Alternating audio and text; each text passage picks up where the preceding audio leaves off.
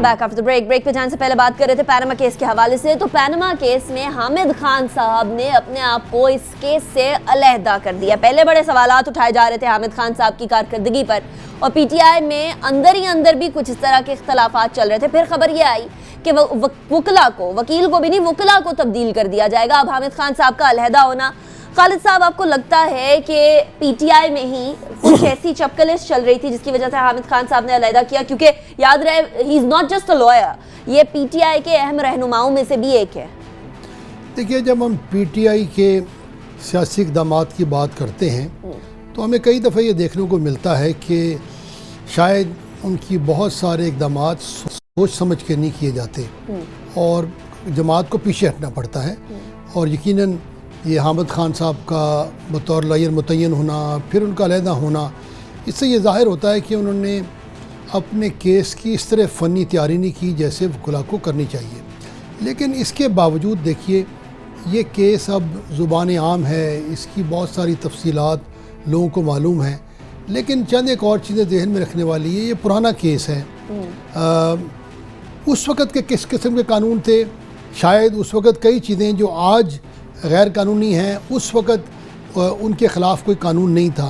फिर ये सारा कुछ दूसरे मुल्क में होता है, वहाँ से ये सारी इतलात लेना भी एक मसला होगा।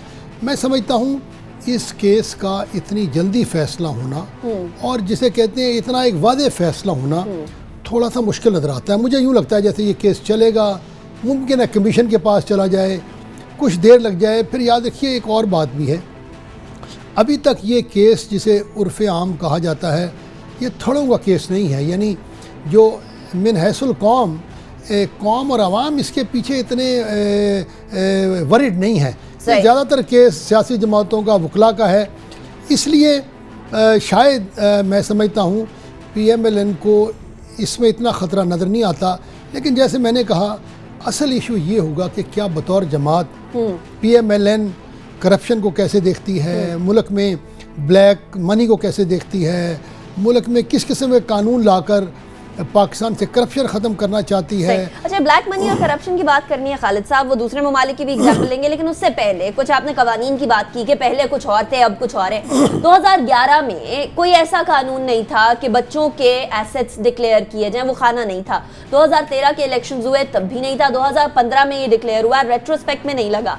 अब ये बताइएगा कि पीटीआई इसके रिबटल में क्या कह सकती है, उसके पास क्या दलाइल होंगे? और हामिद खान साहब का अलहदा होना एक बड़ी इंपॉर्टेंट पेशरफ्त है इस केस में, स्पेशली जब पीटीआई के एविडेंसेस के ऊपर सवाल उठाया जा रहा है। तो आपको लगता है हामिद खान साहब का अलहदा होना इस बात की जो है एक तरह से इस पर स्टैंप लगा दी गई, मोहर लगा दी इस एक्शन ने कि पीटीआई प्रॉपर एविडेंसेस अपने वकला को पेश नहीं कर रही थी? क्या हम ये भी इससे अखज़ कर सकते हैं?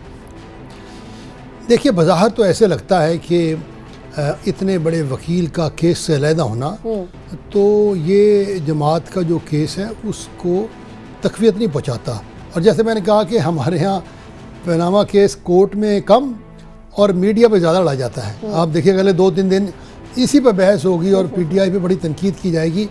मैं समझता हूँ कि केस तो वकील भी लड़ते हैं, लेकिन असल तो केस शवाहद की बुनियाद पर लाया जाता है। तो देखना यह है कि पीटीआई किस किस्म के शवाहद लेकर अदालत के सामने जाती है।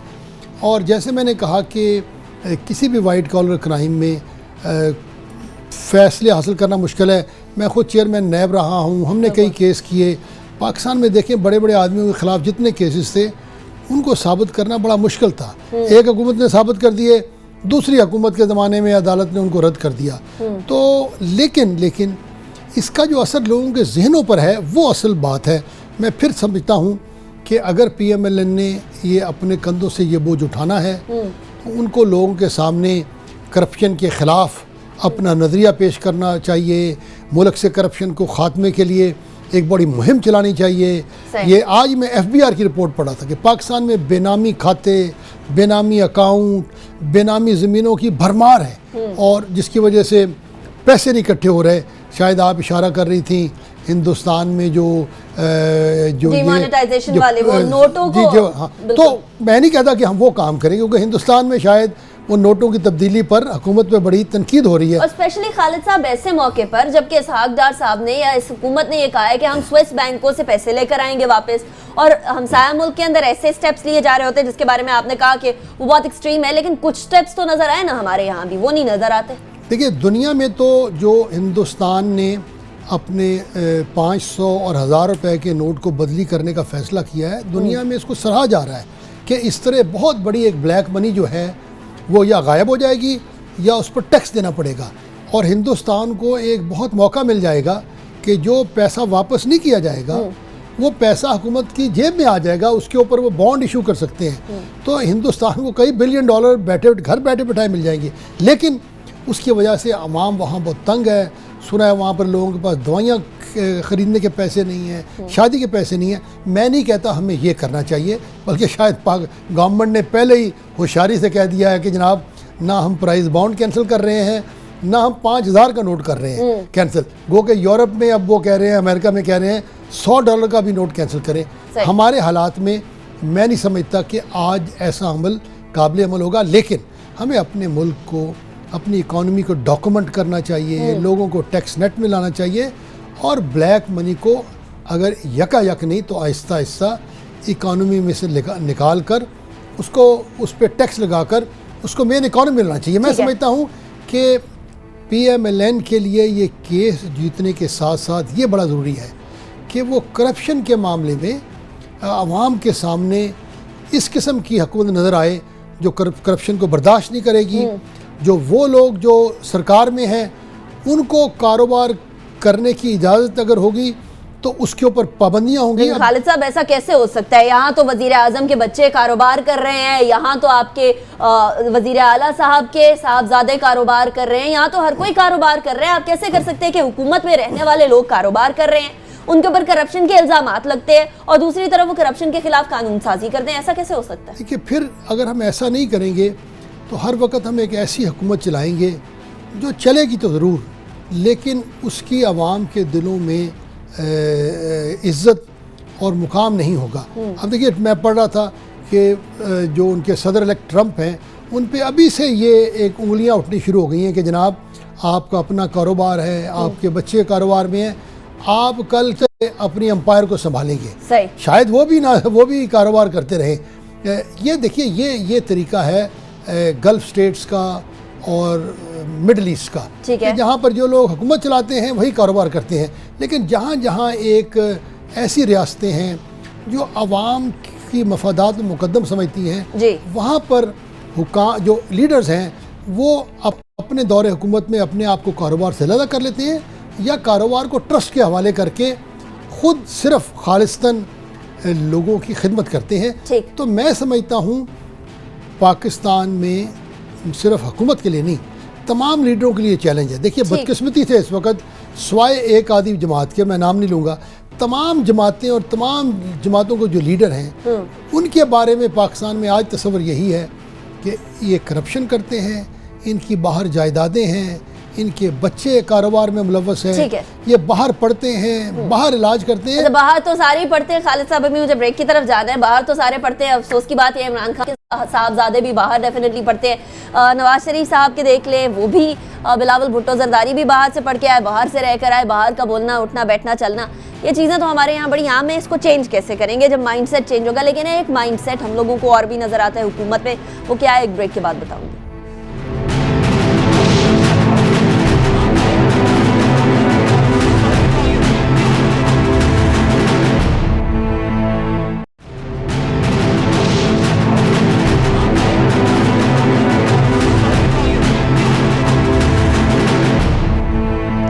Welcome back after break. Break पे जाने से पहले एक माइंडसेट की बात हो रही थी। नाजरीन, माइंडसेट यहाँ ये भी पाया जाता है कि सीपेक बनेगा, पाकिस्तान तरक्की करेगा, पाकिस्तान मुआशी तरक्की की राह पर गामजन होगा और फिर ही पाकिस्तान की आवाम कुछ सुख का सांस ले पाएंगे। और ये सीपेक का पहला कदम तो आ गया कि बहुत सारा जो कंटेनर्स हैं वो लाद कर एक शिप हम लोगों ने भेज दिया, लेकिन क्या यही है या इससे आगे भी है? क्या सितारों से आगे जहां और भी है वाली सिचुएशन होगी या यहीं रुक जाएंगे? खालिद साहब, अच्छी खबर है, इसमें कोई डाउट की बात नहीं कि एक इंतहाई अहमियत का हामिल, जिसको बड़ा अंडरमाइन करने की कोशिश करते हैं हमारे दुश्मन, जलते हैं जाहिर है, लेकिन क्या हमें सिर्फ सड़कें बनानी हैं, सिर्फ और सिर्फ रास्ते बनाने हैं, या फिर रास्तों के अलावा और भी कुछ करना है? देखिए, जो हम कहते हैं कि सी पैक के रास्ते या वो सड़कें जो सी पैक का हिस्सा हैं और बंदरगाह जो सी पैक का हिस्सा है, उसके रास्ते हमने एक पहला जहाज़, बहरी जहाज़ वहाँ से रवाना किया। वो एक किस्म की इफ्तिताई तकरीब थी। याद रखिए, गवादर सी पैक का हिस्सा है तो कई सालों से बनी हुई है। फिर KKH सी पैक का हिस्सा है, ये तो आपको याद होगा 50 सालों से ये बनती चली जा रही है और इस पर बेहतरी भी आई है। तो ये हमने दरअसल कॉन्वाय भेजकर ये साबित किया है कि सी पैक का जो हमने ढांचा बनाया था, हम उस पूरे ढांचे को इस्तेमाल करने के काबिल हैं। और जब ये कॉन्वाय चाइना से आ रहा था और वेस्टर्न रूट, ईस्टर्न रूट से आ रहा था, इसके ख़िलाफ़ बड़ी साजिशें हो रही थी। इसका बड़ा भरपूर तरीके से इसकी हिफाजत का इंतज़ाम किया गया, लोगों की खुशहाली का इंतज़ाम, ड्राइवर की खुशहाली का इंतज़ाम किया गया, एयर कवर था। और हमने ये साबित कर दिया दुनिया को कि ये सी पैक जो है एक काबिल अमल मंसूबा है और इसका इफ्तिताह हो गया है और इंशाल्लाह आगे ये और तेज़ी से बढ़ेगा। ये एक बहुत बड़ी, मैं समझता हूँ, जिसे आप कहते हैं कि किसी चीज़ को साबित करना कि test of the pudding in the eating. तो आपने दुनिया को साबित कर दिखाया कि आप सी पैक को भरपूर तौर पर, सी पैक के तमाम शोबों को इस्तेमाल कर सकते हैं। लेकिन आपने बड़ी अच्छी बात पूछी, क्या सी पैक सिर्फ गवादर और जो चाइनीज़ बॉर्डर से सड़क चलती है गवादर तक और जो हमारे 5-6 पावर स्टेशन बन रहे हैं, ये उनका नाम है? तो यकीनन ये, अगर हमने इसको यहाँ तक महदूद रखा तो ये सी पैक से भरपूर फ़ायदा उठाने का तरीका नहीं होगा। सी पैक दरअसल नाम है कि पाकिस्तान और चाइना के दरमियान जिस रास्ते से तजारत होनी है, वहाँ पर कहाँ का इंडस्ट्रियल जोन बनेंगे, वहाँ पर कहाँ होटल्स बनेंगे, वहाँ पर किस तरह लोगों को ट्रेनिंग दी जाएगी, चाइना के साथ मिलकर हम पाकिस्तान में इंडस्ट्रियलाइजेशन कैसे करेंगे, फिर दूसरे मुल्कों को हम सी पैक में कैसे शामिल करेंगे। जब सदर उर्दोगान आए तो मैं पढ़ रहा था कि प्राइम मिनिस्टर साहब ने उनको ये तजवीज़ दी कि आप भी सी पैक में शामिल हों। और ईरान ने पहले दिलचस्पी का इजहार कर दिया। ईरान ने किया है, ओमान ने किया है, मुझे बताया गया है कि कई यूरोपियन ममालिक ने भी इसमें शमूलियत का इरादा किया है।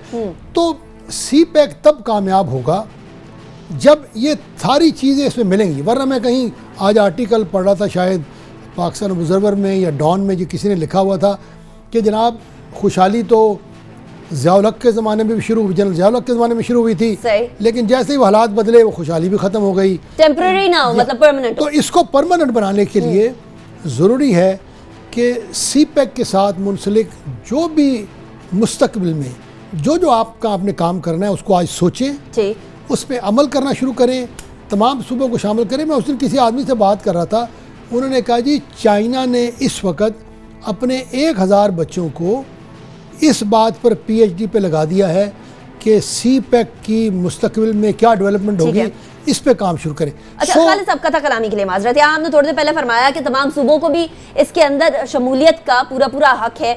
यहाँ KP के सवाल उठाता है, परवेज खटक साहब हमें इसके ऊपर बड़े ज़्यादा तुंदो तेज़ किस्म के जुमले भी इस्तेमाल करते हुए नजर आए और सॉफ्ट ज़बान नहीं इस्तेमाल की उन्होंने, बड़ी तख्त ज़बान इस्तेमाल करते हुए नजर आए। उनको सेटिस्फाई करने के लिए उससे पहले एहसन इकबाल साहब जा चुके थे, वज़ीर आज़म साहब ने सेटिस्फाई करने की कोशिश की लेकिन वो सेटिस्फाई नहीं हुए। यानी कोई बोन ऑफ कंटेंशन है और ऐसे मंसूबे में कोई बोन ऑफ कंटेंशन नहीं होनी चाहिए। उसके बारे में क्या करें? देखिए, जब मैं उन लोगों से जो सी पैक की जिम्मेदारी रखते हैं उनसे बात करता हूँ, वो कहते हैं नहीं जनाब तमाम सूबों का हिस्सा है। देखिए, बलूचिस्तान का तो सबसे ज़्यादा हिस्सा है। KP की बात करें, वो कहते हैं हवेलिया में सबसे बड़ी ड्राई पोर्ट होगी और जो ये KKH का वो हिस्सा जो पख्तूनख्वा से, खैबर पख्तूनख्वा से गुजरता है, वो उनके इलाके से गुजर रहा है, फिर वेस्टर्न रूट बनेगा।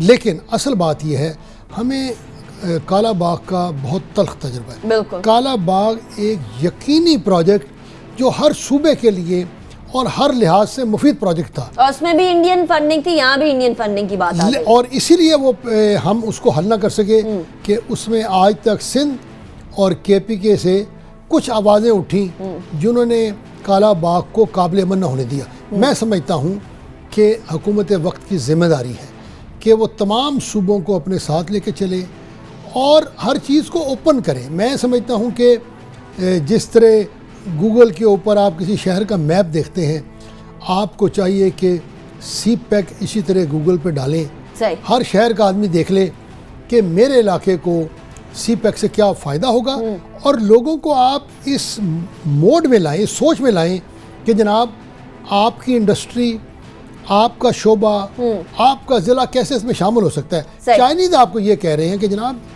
ये तो आप लाएं हमारे पास प्रोजेक्ट्स मिलकर, अपने आपने स्कूल बनाने हैं, यहाँ पर ट्रेनिंग की फैसिलिटीज़ बनानी है।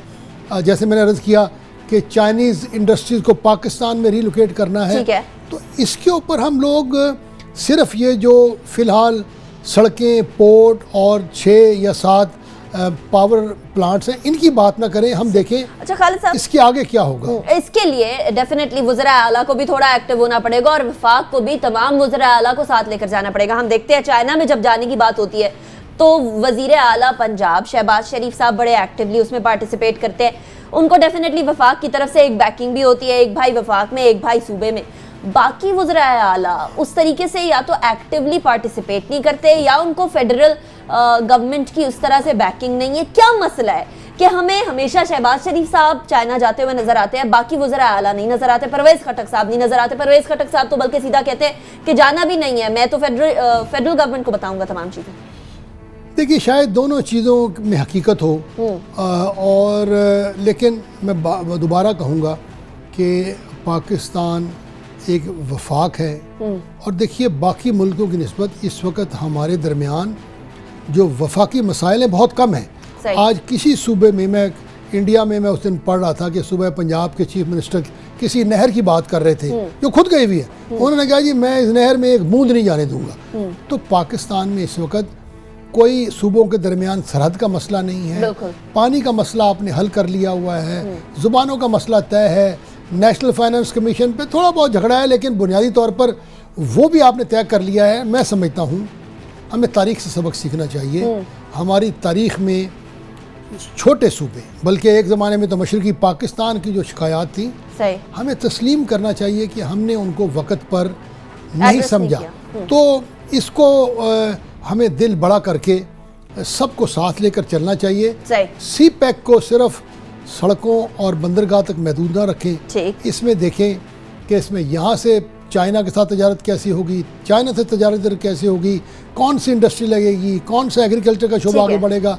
इसको जब हम भरपूर चलाएंगे तब इसका फ़ायदा होगा। लेकिन बात जहाँ से शुरू हुई थी कि जो ये कॉन्वाय उस दिन गया है 250 कितने कंटेनर्स का, जो तमाम रास्तों से चलकर चीन से आया है, ये पाकिस्तान की एक बड़ी कामयाबी की निशानी है और दुनिया में इसके ऊपर बहुत बातचीत हो रही है। कामयाबी की भी बात करेंगे और हम ये भी बात करेंगे कि इस कामयाबी को ख़त्म करने के लिए या कम करने के लिए या इससे जितना पाकिस्तान इस्तिफादा हासिल कर सकता है उसको कम करने के लिए, उसको टार्निश करने के लिए कौन कौन सी कुव्वतें काम कर रही हैं, एंड सेकेंडली इसके लिए हमें क्या करना होगा आफ्टर ब्रेक।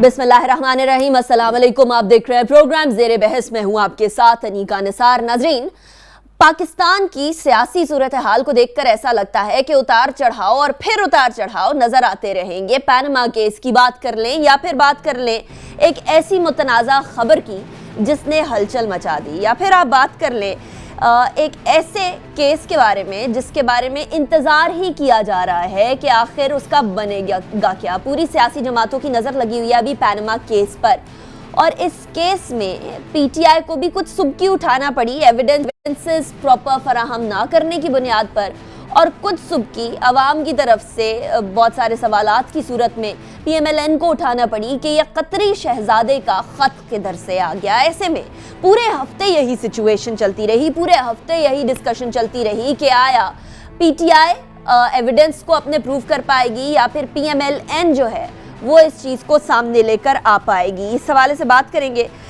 लेकिन एक और चीज़ भी हमारे सामने आई और वो हुआ तैयब अर्दोगान साहब का आना, टर्किश प्रेसिडेंट का पाकिस्तान में आना और पाकिस्तान में वज़ीर आज़म साहब से मुलाकात करना, लाहौर में आना और आकर पाकिस्तान और तुर्की के ताल्लुकात के बारे में ये कहना कि दोनों भाई हैं, दोनों को मिलकर आगे बढ़ना होगा। स्ट्रेटेजिक पार्टनरशिप की बात करना कितनी अहमियत की हामिल है। एक सवाल ये भी उठाया जा रहा था कि बाकी सूबों का क्या सिर्फ पंजाब के वज़ीर आला ज़रूरी हैं या दूसरे भी, इस हवाले से बात करेंगे। लेकिन उससे पहले मैं तारुफ करवा, साथ मौजूद हैं जनरल रिटायर्ड खालिद मकबूल साहब, फॉर्मर गवर्नर पंजाब भी है। जनरल साहब, तुर्की के प्रेसिडेंट आते हैं, प्रेसिडेंट मुलाकात करते हैं और वो टेररिज्म के बारे में और वो सारी बातों पे तो बात करेंगे, लेकिन उससे पहले सबसे ज़्यादा सवाल ये उठाया जा रहा था कि शहबाज शरीफ साहब आगे तुर्की के प्रेसिडेंट लाहौर आते हैं, लाहौर में इशाया होता है, तो क्या सिंध, केपीके, बलूचिस्तान के सीएम्स क्या कम अहमियत के हामिल हैं? शहबाज शरीफ एज अ ब्रदर ज़्यादा अहमियत के हामिल हो गए कि सिर्फ और सिर्फ वही मौजूद थे? मेरे ख्याल में आपका ये सवाल बहुत जायज़ सवाल है। पाकिस्तान एक वफाक है और हमें तमाम इकाइयों के जो नुक्ता नज़र है उसको जहन में रखना चाहिए।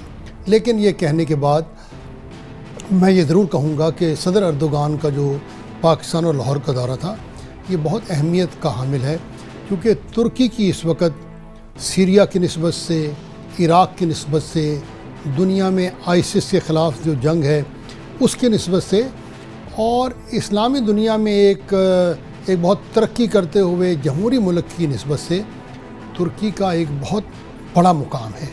और गो के तुर्की ख़ुद हमारी तरह टेररिज्म का शिकार भी है और टेररिज्म के ख़िलाफ़ भी लड़ रहा है।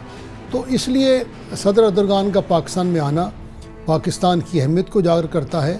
हम दोनों मुल्कों के दरमियान जो दोस्ताना ताल्लुकात हैं उसको मज़ीद करने का मुमकिन साबित होगा।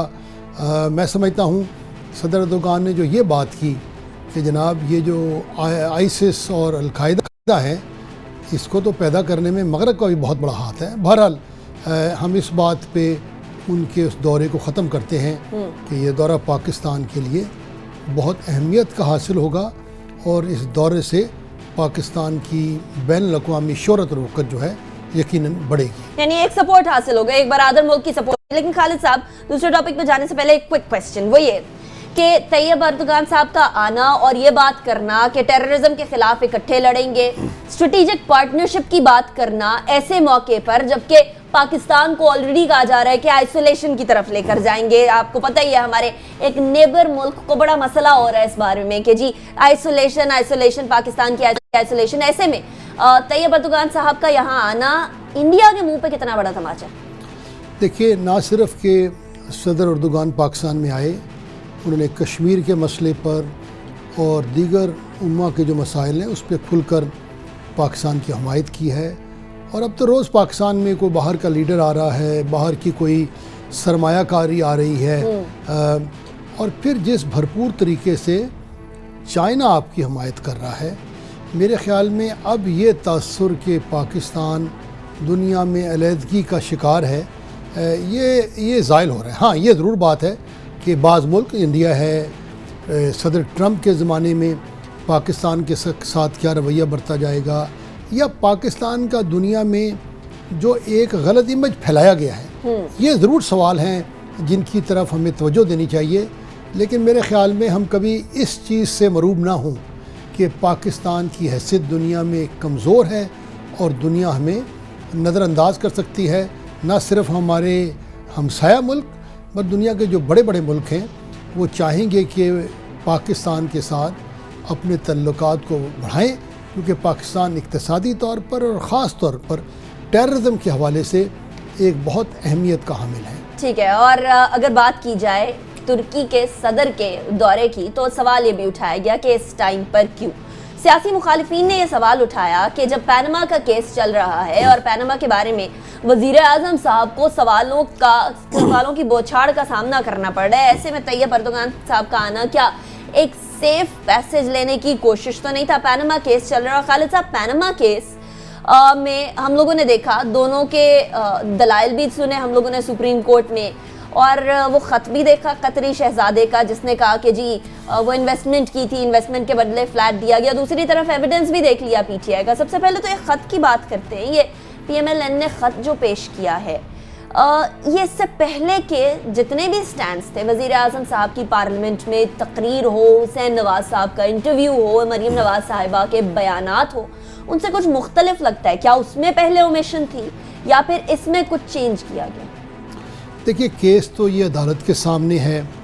जो दोनों फरीकैन के वकील हैं वो अपने अपने सबूत लेकर अदालत के सामने जाते हैं, और अदालत में सबूत देने के बाद वो मीडिया पे भी एक दूसरे का अपना अपना ट्रायल करते हैं। लिहाजा ये कहना कि किसका केस कमज़ोर है, कोर्ट किस तरह फ़ैसला करेगी, कोर्ट भी अपने जो है ऑब्जर्वेशन वो लोगों के सामने पेश करती है। देखिए, ये केस की अभी इब्तिदा है, और यकीनन इसमें जो लंदन के फ़्लैट हैं, आपने कतरी शहज़ादे का जिक्र किया, इन चीज़ों में इन बयानात में बहुत तज़ाद पाया जाता है। लेकिन मसला बयानात में तज़ादात का नहीं है। असल मसला ये है कि ये सारा पैसा, ये सारी जायदाद किसके नाम थी, किसके नाम से पैसा गया और कैसे ये पैसा गया।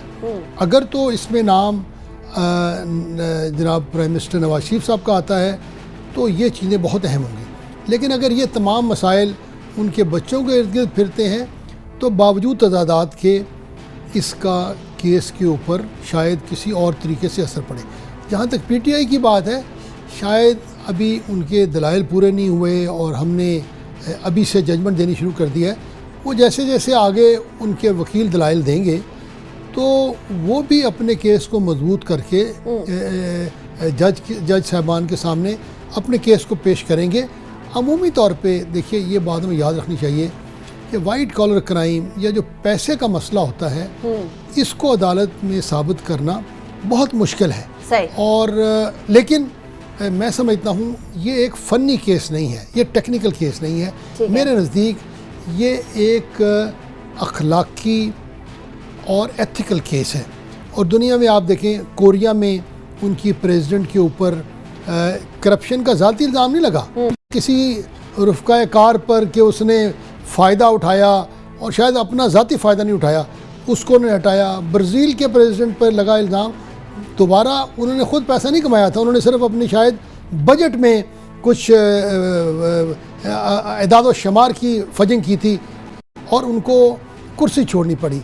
हमने देखा मलेशिया के प्राइम मिनिस्टर के ऊपर इल्ज़ाम लगा। पूरी दुनिया में जब सियासतदानों पर करप्शन का इल्ज़ाम लगता है उसको बहुत अहमियत दी जाती है। और मेरी अपने नुक्ता नज़र में ये केस का फ़ैसला जैसे मर्जी हो, पीएमएलएन के ऊपर ये बहुत बड़ा वज़न रहेगा और लोग सवाल करेंगे कि क्या मुल्क के वज़ीर आज़म को दूसरे मुल्कों के लीडरों से पैसा लेने का हक़ है? क्या उनको ये हक़ है कि दुनिया में दूसरी जगह जाकर तजारत करें? क्या ये उनको हक़ है कि जब वो मुल्क की सरबराही कर रहे हैं उनका ख़ानदान या वो खुद तजारत करें? ठीक है, अच्छा, ये तजारत की बात भी करेंगे खालिद साहब, लेकिन एट द सेम टाइम ये बात भी करेंगे कि पीछे जो इल्ज़ामात लगाए थे वो उनको किस हद तक प्रूव कर पाई और कितने ज़्यादा एविडेंसेस उनके ठोस थे, और क्या आने वाले वक्तों में कुछ स्ट्रैटेजी चेंज करेंगे या इसी तरीके से इसी स्ट्रैटेजी के साथ चलते जाएंगे? एक ब्रेक के बाद।